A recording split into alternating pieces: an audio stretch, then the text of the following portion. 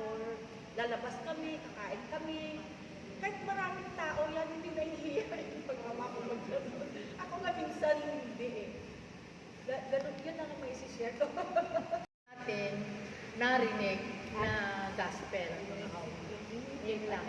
Tapos tungkol naman doon sa Katoliko, lagi tayo nagsasama sa Diyos. Ang pangatlo, the sign of the cross is rooted in ancient tradition. Noon pa daw, unang panahon ito ay ginagawa na. Ang number 4, dito po ako magko-concentrate. The sign of the cross is a blessing.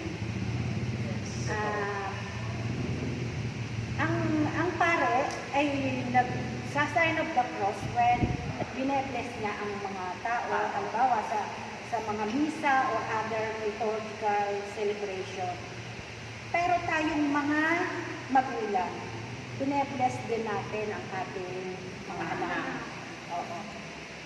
Parents have the weighty task of bringing their children to God. At dito po ako magko-concentrate. Through the grace of the sacrament of marriage, parents receive the responsibility and privilege of evangelizing their children. Parents should initiate their children at early age into the mystery of the faith, of which they are the first herald for their children. Ang isang blessing po na lagi natin ginagamit, ito na panood ko sa Korea novela yata, na ang mga yan, ano sila sa blessing, ay yung parang inaano yan, the Lord bless you and keep you. The Lord let His face shine upon you and be gracious to you. The Lord look upon you kindly and give you peace. Ito po yung sa Numbers chapter 6 verse 24 to 26. Napanood ko yun sa Korean novela. Talagang bless ng nanay yung anak. At ito nga yung sinasabi. The Lord bless you and keep you. The Lord let His face shine upon you and be gracious to you. The Lord look upon you kindly and give you peace.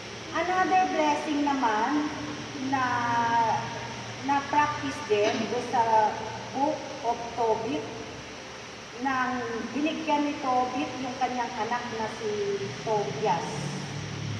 A blessing, yung blessing din niya.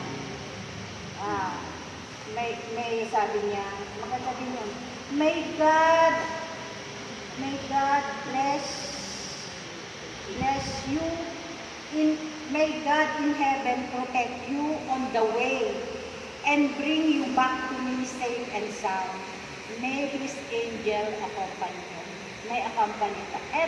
Kaya tayong mga magulang ay meron din, hindi lang yung mga pare ang pwedeng mag-bless. Ito para sa ating mga anak. A simple way to do this would be to take a bit of holy water. Pero hindi naman tayo nag-aano na gano'n. Inaano na lang natin yung anak natin through this, sa dito, sa noo. May God bless you in the name of the Father. Malimit po na suliranin natin bilang mga Katoliko kapag tayo na po yung tinatanong, tumig na po tayo kapag pinag-usapan na po yung Biblia, wala na po tayong ma-share. Pero subukan natin yung chismis. Mas marami po tayong maibibigay ng information. Yun po. So, tinuturuan po tayo sa patrician na magsalita, no? Na na tayo mismo bilang mga Katoliko, maipagtanggol natin yung pananampalataya